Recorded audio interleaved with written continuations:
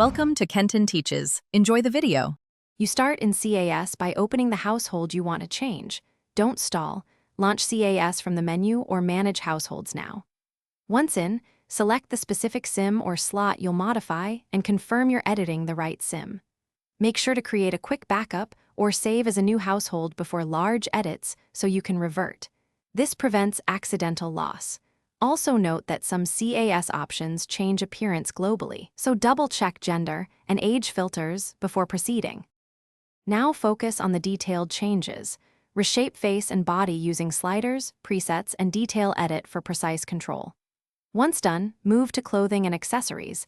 Mix outfit categories and recolor pieces to maintain consistency. Make sure to set personality. Swap traits, pick an aspiration, and tune voice and walk style so behavior matches looks.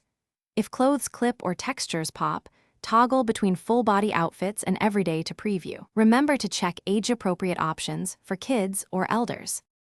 Finish by saving the household and giving the SIM a distinct name so you can find them later. Next, hop into live mode for a quick test. Watch animations, interactions, and voice lines to ensure the SIM behaves as expected.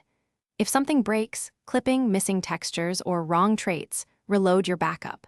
If that fails, disable custom content temporarily or reset the SIM with debug commands. This resolves many glitches. Finally, save again and back up the repaired household to avoid repeating the fix. Thanks for watching. Please subscribe if this video was helpful.